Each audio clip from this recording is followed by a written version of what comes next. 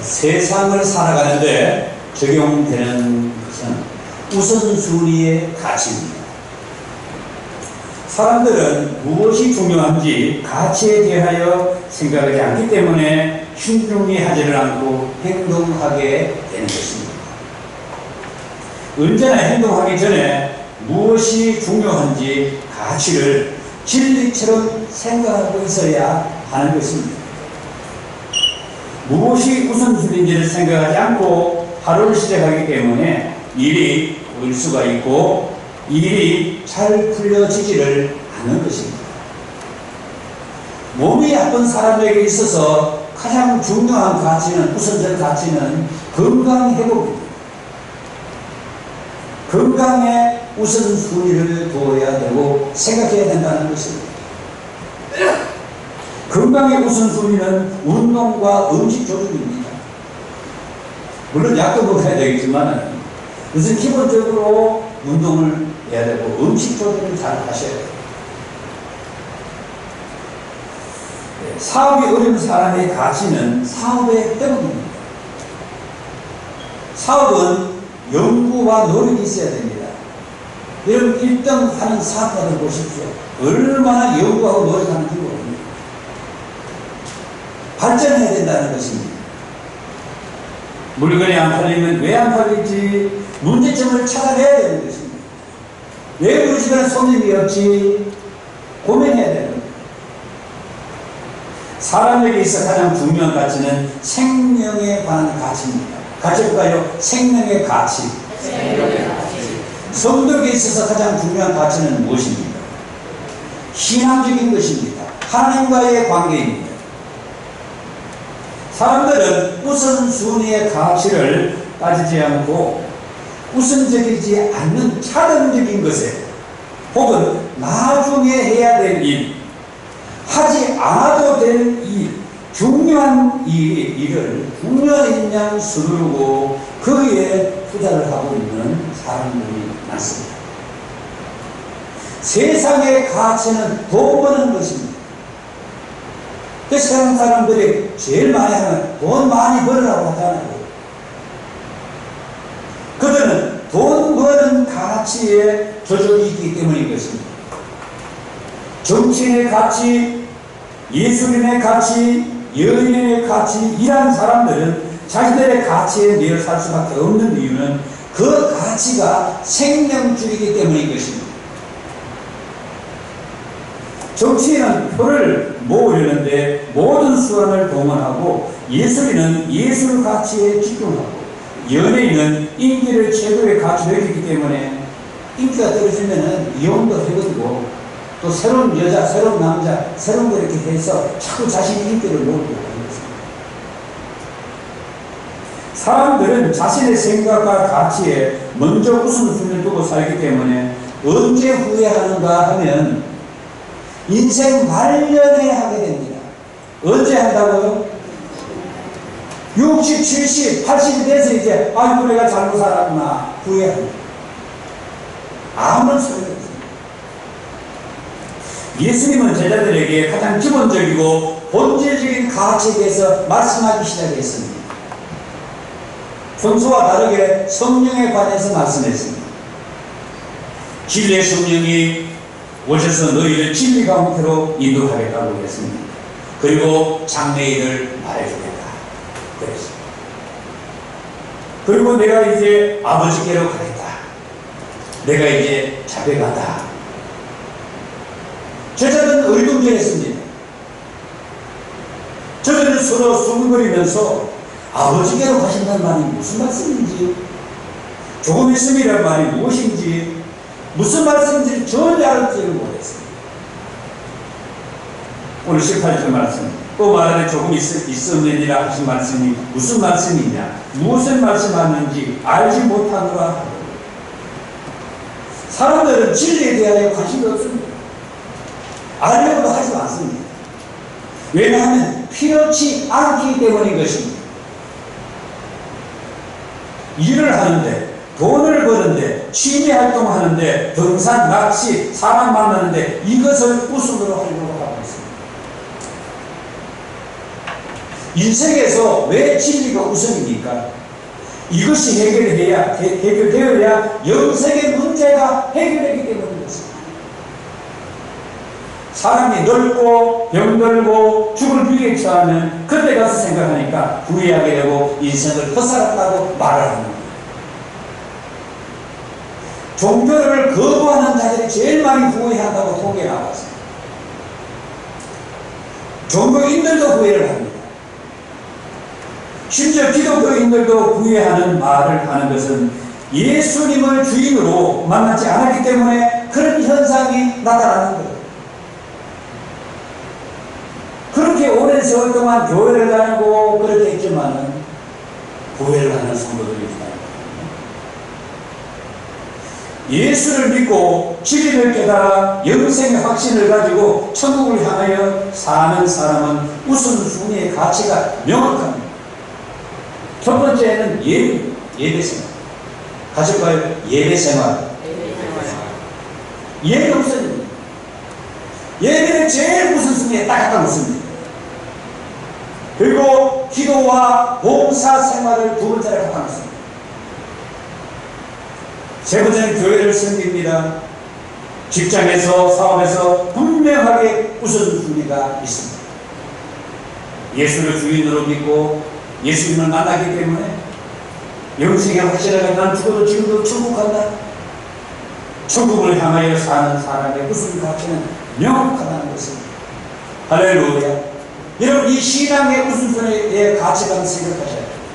이 신앙생활 우선순위의 가치가 확정되지 않으면 왔다 갔다 합니다. 때로는 돈이 위에 올라가다가, 때로는 직장 위에 올라가다가, 때로는 뭐 다른 것이 위에 올라가다가, 신앙은 저 밑에 추가를 놓고, 그렇게 삽니다.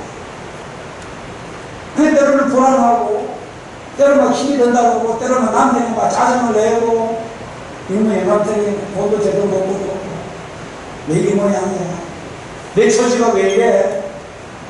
전부 다 바로 진리가 제대로 예수 진리가 명확하지 않기 때문에 그런 거지. 그런 현상이 나타나는 것입니다.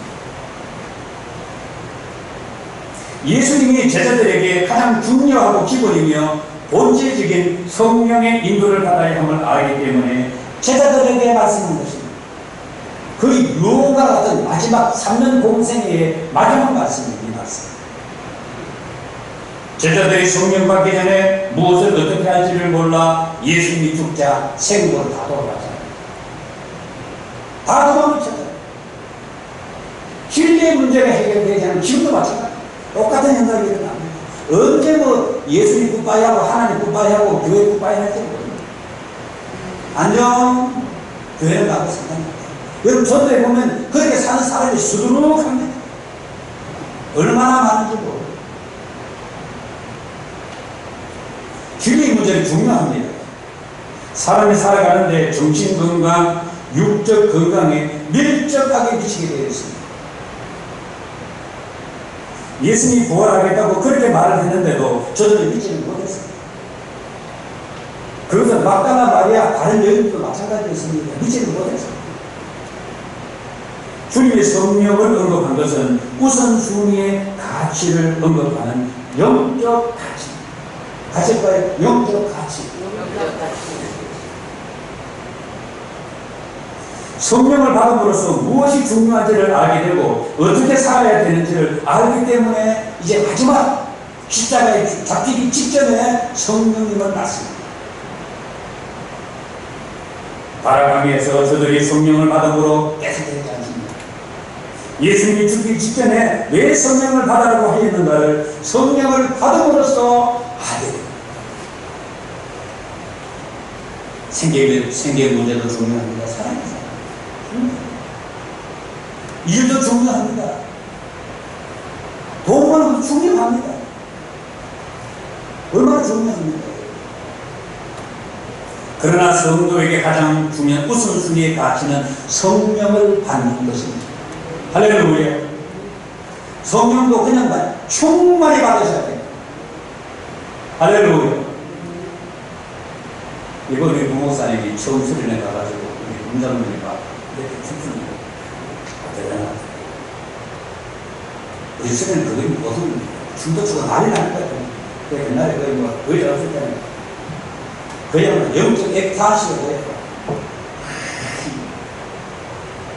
제가 여러 교회를 지나면서 그거 하나만 보고 진짜, 야, 우리 동성들이 최고다. 할렐루야. 제가 어느 데서 그걸 보지는 못했어요. 제가 개척한 교회에서도 그렇게 하지는 못했어요, 사실. 그 감격을 치는 거예요.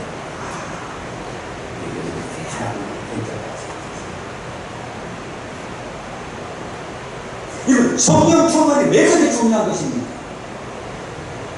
성령 충만은 우리의 생활 속에서 그리스도의 뜻을 이루고 그리스도께서 우리를 통하여 강력한 일을 하도록 하는 필요한 능력을 우리에게 공급하기 때문인 것입니다.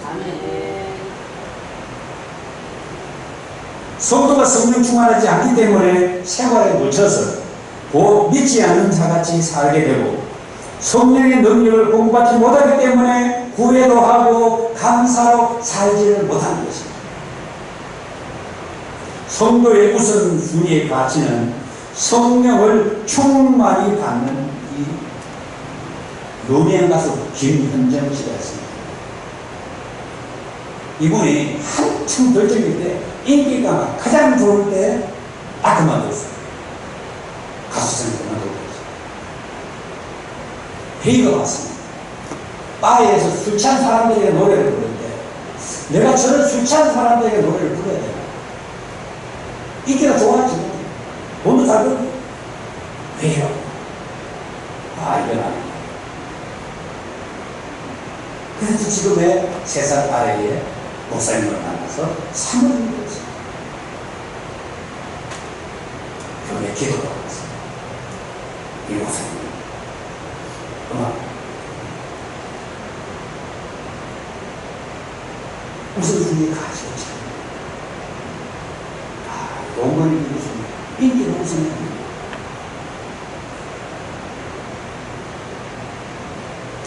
성도의 우선순위의 가치는 무엇이라고요?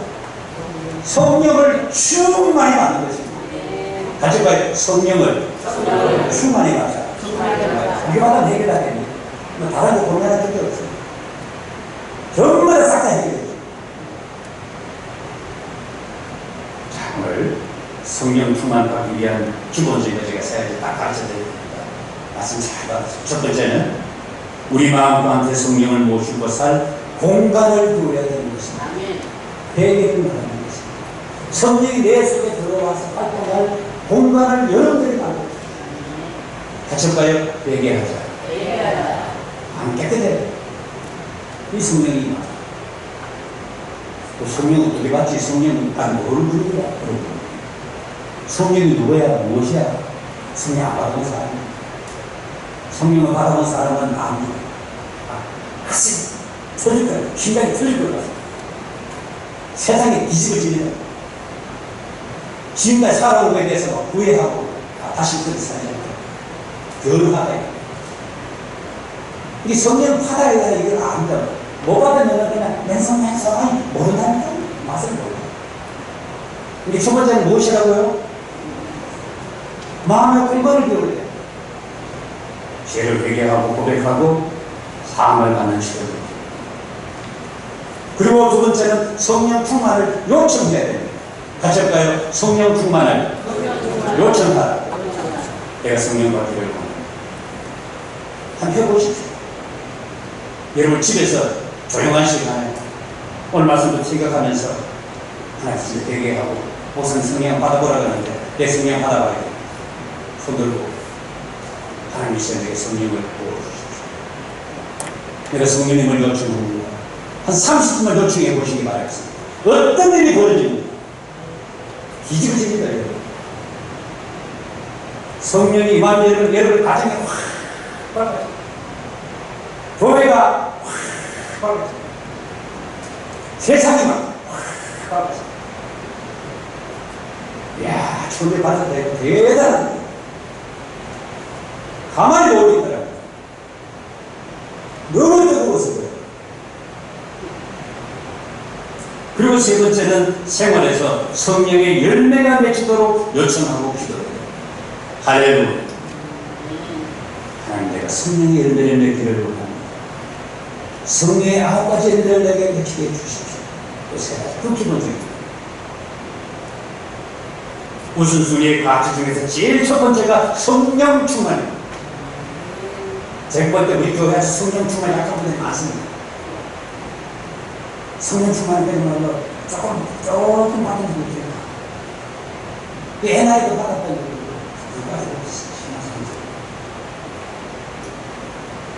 성령 충만을 받았음을 어떻게 할 수 있는가? 성령의 9가지 열매를 보면 알고 있습니다.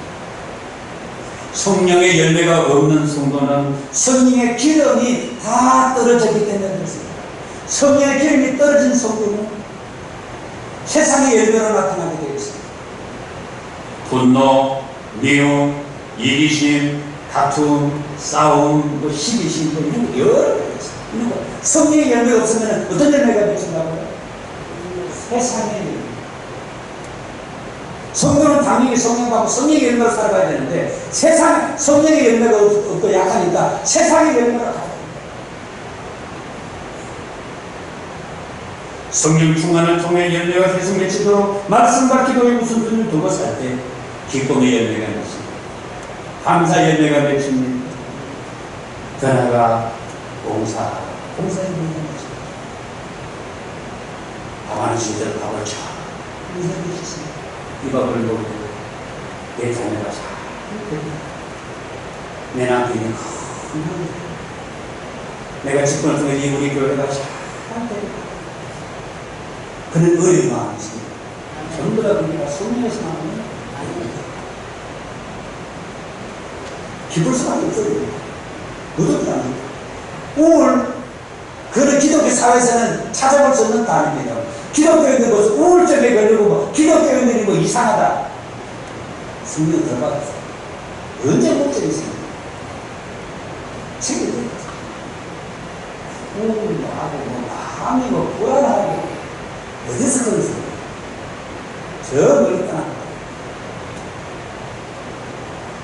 우리나라 조선 산업의 아버지라 불리는 사람은 신동식입니다. 이분이 6.25 전쟁 때 부산 부두가에서 군 수송선에 내리는 물건들을 계속하는 일을 했습니다. 깜짝 놀랐어요. 그 큰 배에서 탱크가 내리고, 그 배에서 사람이, 군인들이 막 수천 명 내리는 거예요. 그래서 이 사람이 신동식이다. 배를 맞아야 되겠다. 예. 생각을 하고, 미국 장교들이 주는 그 미국의 최고대 MIT 교재를 구입받아가지고 독학으로 번역해서 공부를 했습니다. 그래서 서울대학교가 부산에서 1,000만 명에게 지나갔습니다. 1,000만 명. 그 서울대학교죠. 철학 이거 좀 1,000만 명에게 지나갔는데 서울대학교. 그 졸업을 했지만은 취직하고 볼 수 없어서 당시 최고 조선에 있는 스웨덴에 편지를 썼습니다. 내가 당신 회사에 취직하고 싶습니다. 공짜로 그냥 일하고 싶습니다. 보수도 안 주시고 그런 식으로. 낮에는 용기공원을 이루고 밤에는 설계론을 공부하고 주말에는 공과대학 교수에게 수업을 받으면서 이론과 실제를 합니다. 이분이 우리나라 대한조선공사의 기술 고문을 시작으로 대한민국 조선업계의 아버지가 됩니다. 이 신동식을 전도한 사람은 그의 며느리였습니다. 누가 전도했다고요? 큰 며느리가 전도했습니다. 시아버지, 손주를 보려면 교회 나오셔야 됩니다. 다 조금을. 그래서 손주 부르고 교회 나와가지고 예수 믿은 거예요.